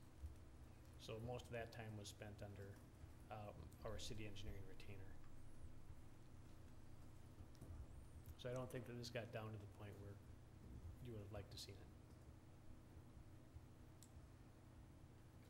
Did you say you don't think our city engineers can get it deep enough? No, what I'm saying is the volume that you need is above the outlet. It does not do you any good to dig the pond deeper, because that can't get out, that water can't get out. Unless we have a very sandy site, and you can have some infiltration, but you have to have the volume above your outlet. Well, you do get some. You do, depending on the soils types, you're right, correct, you depends on can get soil, some. right. And you Yeah, would be I mean, getting that today. I mean, it's not, depending, yeah, if there's no loss, you know, if the top water goes where it is right now, where the bottom of the pump, or collection area is right now, then you won't gain anything. But most nerf ponds, that's how they're set up. And most of them do eventually lower themselves from seepage and evaporation. Depending on the soil type, correct. Right, yeah. The other item you should keep in mind with this pond is, you know, rather, just doing the hydraulic study, we're basing it on a 100-year volume, storm volume, based on the new curves. There is still potential for this pond to overflow, or to expand out of its bank, because you would have to look at what other secondary outlet you might want to put in this pond. So if the water goes up and above that volume amount when you look at a 100-year event, there still is you know, we can reduce that chance by providing more storage, but there still isn't an opportunity for that water to get to a home before it overflows where its natural outlet is today. So this study wouldn't do that. When we looked at it previously, we would look at the alternatives for it. Say, David, you're gonna be meeting with the watershed on some other issues, right? I mean, the one thing I looked at is, this isn't really a nerf pond right now. Will they cost share on creating one? I mean, can we get some phosphorus credit for creating a nerf pond there where there isn't one right now? It'd be interesting to get their opinion on this thing. Generally speaking, when I've approached the watershed district on projects like this, they want information like what WSB is proposing. They'll never fully commit. They're always open to, you know, looking at different ideas, and they have their cost share program up to, you know, goes so far. But the message always is, we need to see that information to determine, you know, what is the best solution, and then how does that fit into what their methodology is in trying to treat water quality. So I know that's the answer they'll give me, is show us the information, and we can then talk about it. And of course, if they do cost share, they can pay back. They'll pay that money that was spent to do that study, but they're always looking for that information. So that is the advantage of doing the study. I mean, like I say, I think it's just an avenue that we have to go down. Oh, absolutely. Because of the water quality issues and stuff is, Right. We can maybe get some credit. Yeah. We need everything we can get. Certainly, and as was brought up earlier with the earlier drainage issue, the other message that the watershed district has given us is we have to start prioritizing these, and how you do that, of course, is by doing the studies and figuring out what the solution is and coming up with projected costs, and that's where you can start prioritizing them and coming to them with, you know, we have 10 or 12 of them. We need to focus in on one and say that's what we're going to do for 2015 and 2016 and so on and so forth, and work with that, because that's how they too then will plan with their CIP. They can't, and with 27 cities in their Right. jurisdiction, this is going on everywhere. So the two sites that we focused on this year are the Hoffman site, which we paid for a study, correct? Now the Hosmer site. What was our third site? There were about 6 of them that were on that Yeah. list. Yeah, but what was the third worst, though? There was, we should prioritize them. Yeah, I guess we haven't actually, I mean, we've shown them all, but we haven't as a council actually put them in priority yet. Okay. I think we should do that, because that's the only way you get dollars from them, is to say this is your plan, and these are our sites. Well, maybe what we can do with this particular issue is, let's go through that process. I showed you 10 of the Yeah. areas, a couple of them are already taken care of. Public Works has addressed some other ones. Let's take a look at those as part of the CIP and then look at what we want to look at next year. I don't know that we have funding in place to do any of the projects that we've talked about through the reins we've had up to this point, other than the Hoffman one. So perhaps that's something we look at, like David said, let's look at 2015, 16, and so forth. The other one we saw today with the Trillium Bay, there's a lot of erosion in there. And it's not going to get any better over the next couple of years.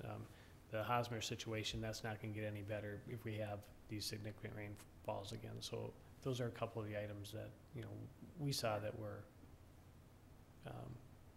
but there are, again, I think there are 10 of them on the list, and I think 2 of them we've addressed, 2 to 3 of them we've addressed, Right. so. And, yeah, I think the other one, Madam Mayor, you might be recalling is on the backside of Trillium in Three Rivers Park District, the ravines where we have our sanitary sewer line. well, that's the one I was thinking. Correct, of. and And the we Three have a Rivers. temporary fix there.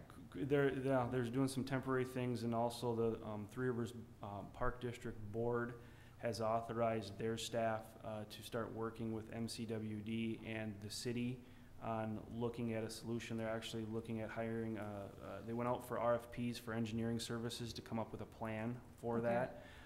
And so we'll be working with them on trying to figure out what that solution is, and likely have something then in front of the council to look at as well. But that's another one of the major Yeah, because problems. that affects the sanitary. Correct. Yeah. Okay. All right, so I think that what we need to do is prioritize, make a list, at least 10. So would you like to see that on the August 18th meeting? Yeah, Okay. I think that's, yes. I think we need a list, and then we can go down and we can start applying for grants. There's a lot of money out there to help us offset these costs. But I think then, Mayor, then what we'll do is, if you're okay with this approach, is we'll let WSB and staff take a look at, and we'll come up with a proposed list of priorities, and we'll let you review that and see if you agree or want to switch it up. So we kind of think we have our top 3 right now, but, you know, it's just those next ones. And the other thing we could do is, as David mentioned, you know, the watershed district's looking at, you know, what is your timeline? Because they got 27 cities that are doing the same thing as we are. So if we Correct. maybe put some time elements into each one of those. These are 2015, 2016, whatever. I Right. don't know how aggressive we can be. One thing to keep in mind too on that South Bay Drive, or the Three Rivers Park District issue, we've got a temporary pumping system in there, and that we're paying for that Right. as we, you know, and then that also takes maintenance time away from the Sure. public works crews. They need to check on it at least daily. That one I think is a pretty high priority to get that one put back together. Yep. So. And they've already hired engineers, so they're obviously think it's urgent also. Yeah. Okay, so we need to take action on the Jennings Cove scope of services.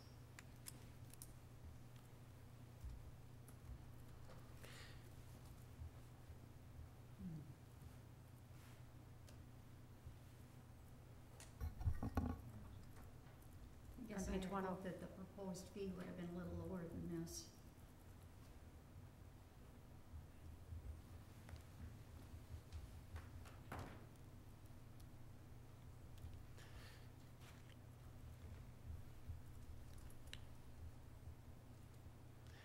Madam Mayor, if I may just make a comment on the fee, maybe we just want to lump all of these into one group and take another look at those for your budgeting process, and including this one in, and perhaps just tabling this or not taking any action on this right now. Are you saying, like, lump in a study of all 10? No, just look at the priorities and then try to split those out, and where we think we want to put those in as a priority, and look at how many, if we want to do 1 a year, 2 a year, that type of a thing, and then try looking at funding those for each one of the years, and then just lumping them in together. If this is a very minimal study for the application we're doing, and I expected to see it come down lower, but unfortunately did not. Well, I think it makes sense. I mean, we gotta make sure that we have the funding in place before we do studies, because if we do a study and we don't have funding, it doesn't pay to do the study. Mhm. So, someone want to make a motion to table? I'll make a motion to table the Jennings Cove Stormwater Pond drainage issue. I'll second it. All those in favor? Aye. It's 4-0. Okay, number E is MCWD, and it kind of takes off of what we just discussed and also what we discussed in our work session. David, do you want to start out and recap that? Sure, thank you, Madam Mayor, members of council. James Whisker with MCWD, Minnehaha Creek Watershed District, was at our 5 o'clock special meeting this evening to discuss a tax forfeited piece of property which is directly adjacent to what we refer to as the Wallace property up on Jennings Cove. It was a Hennepin County tax forfeit property that the city now holds the deed or title to. There are conservation restrictions that run with that piece of property, and the MCWD has an interest in it for more specifically floodplain mitigation for a County Road 101 project they're working on with Hennepin County over in Grays Bay on Lake Minnetonka. It though also could be used, potentially one of the items we've been talking about more recently here is our Enchanted Lane flood problem that we've had with the high water. If that problem is ultimately going to be fixed, we, the city, will also need floodplain mitigation. And so what MCWD was here earlier for was seeking support or permission from the council to let their staff and our staff research what it would take to transfer that title from the city of Minnetrista to the MCWD board and let them then hold the title. They would then use it for floodplain mitigation and also open that opportunity up for us to use as well, which we could certainly work out in some sort of MOU or an agreement with the watershed district. And then also from a more futuristic standpoint, looking at future water quality improvement projects that may come down the line for MCWD. There's been a lot of focus with MCWD on 6 Mile Marsh and that sub-watershed. Where they plan to move next is the Painters Creek sub-watershed, which this is the end of pipe, if you will, of Painters Creek. So not only an opportunity for floodplain mitigation, but potentially future stormwater improvements and water quality improvements for first and foremost Jennings Bay and then ultimately Lake Minnetonka. It seemed like there was support of that at our special meeting from council, and that is why it's been placed on the actual agenda this evening, looking for a motion from council to go ahead and allow staff, city staff and MCWD staff to look at what it would take to transfer the title of that property over to MCWD. So moved. All those in favor? Aye. 4-0. Okay, then the next item, which also goes along with the Minnehaha Creek Watershed District, is the Pioneer Sarah Creek. Do you want to give some background? I don't know who wants to give background on what's kind of going on there. Sure. Thank you, Madam Mayor and members of council. As Council Member Vanderlinde had brought to our attention at the recent couple of meetings, being a liaison to that board, the Pioneer Sarah Watershed District is working with a state agency, Bowser, on basically coming up with their capital improvement plans and inner workings with that watershed district. They have a lot of projects and not a lot of funding, and they've had some issues with planning their projects. What council had discussed is the desire to approach MCWD to see if they might be interested in absorbing that portion of our community that is in the Pioneer Sarah sub-watershed. This has also been brought up with the city of Medina. Medina has actually made a formal request to MCWD, and MCWD's kind of started to take a look at that. And Mr. Baroni and I had the opportunity to sit down with James Whisker and their interim administrator as well to discuss this. And there's a lot that would go into a process like that. And really the guidance or direction that they gave us was to start with Bowser, to have cities start talking to them, being the state agency that regulates some watershed districts like this. And really from their standpoint, I mean, this is something big because it has not been done before. And so there's a lot that could go with this, and it could take time.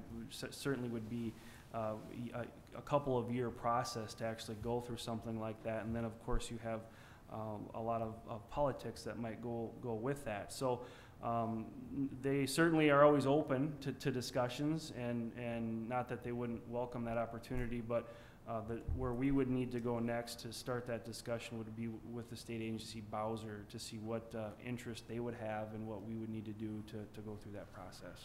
And didn't you talk to Bowser? Yes, and they said contact MCWD. And we did. So.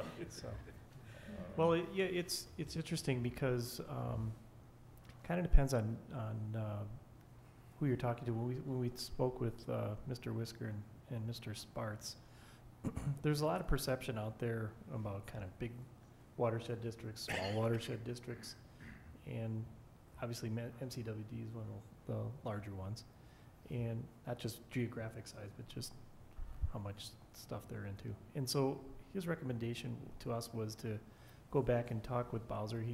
He likened Bowser as basically the police for the state in controlling watershed districts, and said, if you're going to, annex a chunk of another city, I mean, it would go over too good with that city if they didn't know about it. So you don't want to look like you're the bully or the bad guy. So they're not saying, no, we don't want to annex that piece for you, but their preference was to have us start with Bowser, work through the process with them and Pioneer Sarah Creek, and see what we can come up with. If those don't work, then they would say, sure, but they don't want to look like they're just trying to charge in and take chunks of other watershed districts, so. I'll go to take a,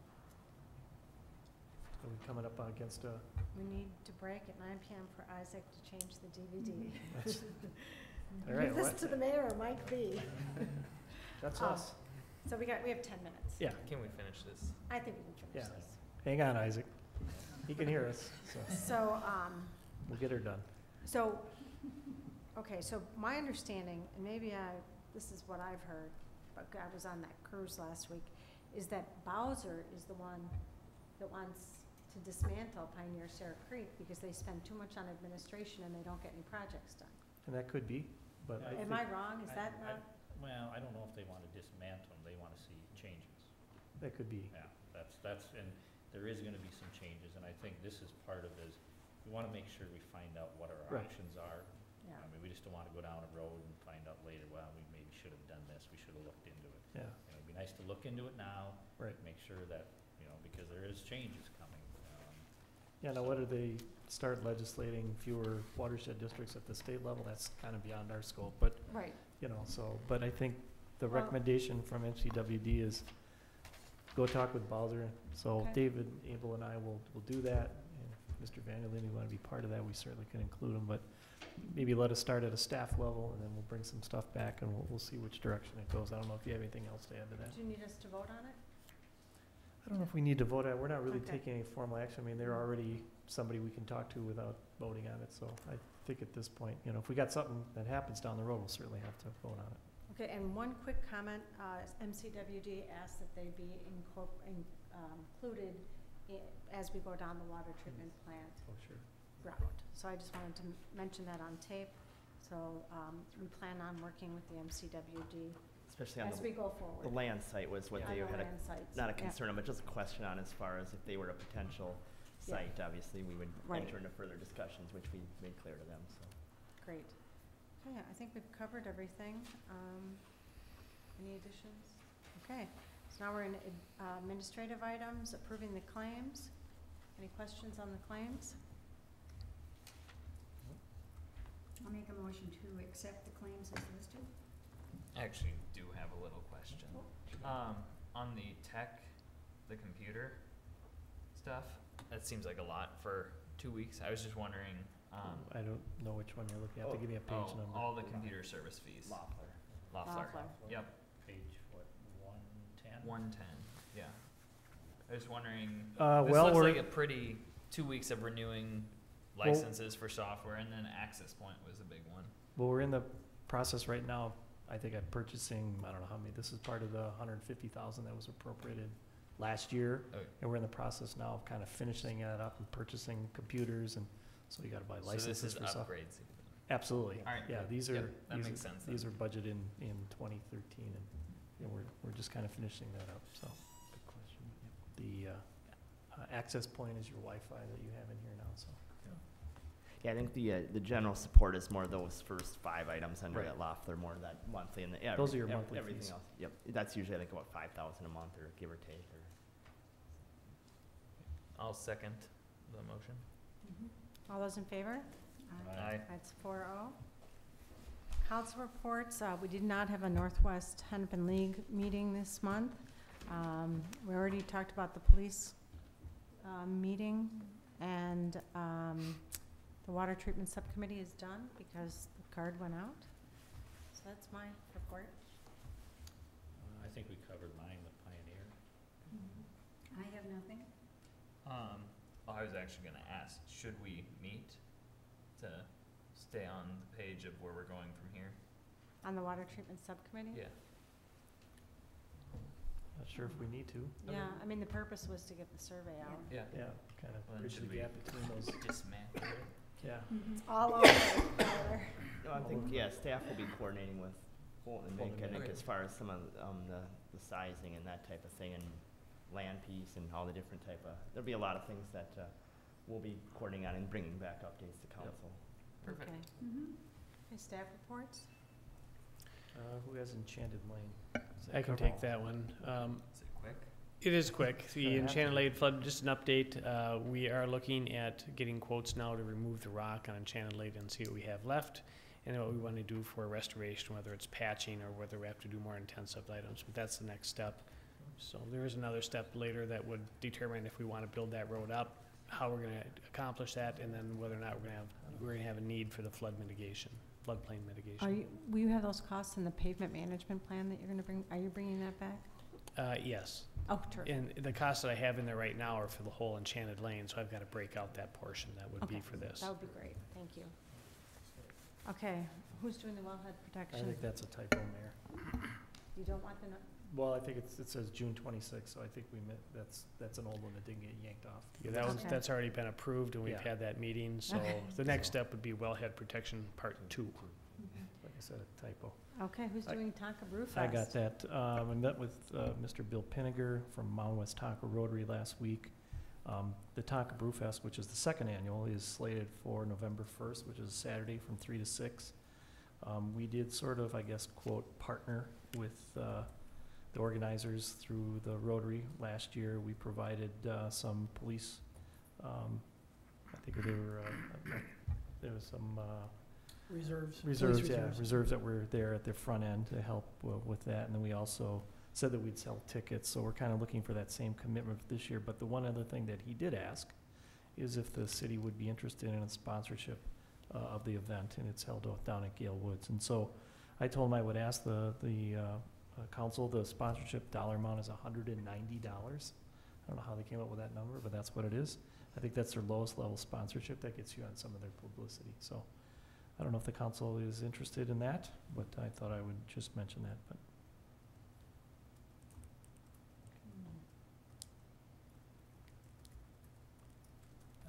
I think for it's in our city, it's been something I said for $190. I think would be money well spent. Okay, can I, Agree. what do you think, Tyler? I think, yeah. Okay, yeah, it was a very successful event. I think they have room Yeah, for tons 600, of and they people. sold out last year. So they think Yeah. that's what's going to happen even quicker this year. So okay, so do we wanna vote on it? yeah, I would prefer Okay. a motion. So did you make the motion, Mark? Who made the motion? I didn't. Well, He spoke first. I Kind don't know if there's a of. Yeah, motion. I Yeah. spoke Okay, first. we'll just make a motion. Make a motion for sponsorship for $190 for Brewfest. I'll second it. All those in favor? Aye. Aye. 4-0. Okay, road committee. We had a little preview of the road committee Yeah, earlier. it was kind of fun, wasn't Persons it? to be heard. I did have a chance to talk with Mr. Donahue a little earlier last week. There was kind of a mistake on my part in canceling the roads committee meeting. What I promised him and what I also talked with Mayor Hunt about on the phone last week was that we will set a schedule for the remaining road committee for between now and the end of the year. I don't know if it's 4 or 5, kind of depends if we want to meet in December or not, probably not. And then we'll just stick to the schedule, and if we get a quorum, great. If we don't, we don't. The other thing that was of concern to Mr. Donahue is we've had one member who's not participated by attending the meetings very often. This was a committee that was passed by resolution, not by ordinance. So you can change the committee members, but what I did talk with Mayor Hunt about last week is my recommendation today is to just let this go. If we get all 5 members, great. I know we've been getting generally 3, sometimes 4 attending. I think we can limp along here between now and the end of the calendar year with those 4. I know I canceled the meeting, but I know Mr. Vanderleer is going to have a tough time making the one this past week when we talked a couple weeks ago about when the event is, so, or when the meeting was. So I think for all concerned, people on the roads committee, the staff, the council liaison, we'll come up with the 5 dates. We'll get those out to everybody. And then we'll just hold those meetings and go from there. And we'll see what happens, I guess, first of the year and what we want to do with the roads committee after that, so. Yeah, because it was a 1-year appointment. Well, this was actually, the roads committee was a 2 years appointment. Now we're in our 3rd year. So this is beyond the sunset of 2 years. We're also coming up in the end of our 3rd year. So who knows, it may be time to disband the roads committee because we're looking at pavement management. You guys are going to be hopefully incorporating some sort of funding mechanism for 5 years in our CIP, and their work might be done by doing that. So, so let's hope. Okay, we got 1 minute. Yeah. Okay. So that's it. I will spend a minute to motion to adjourn. Second. All those in favor? Aye. 4-0. This meeting is adjourned.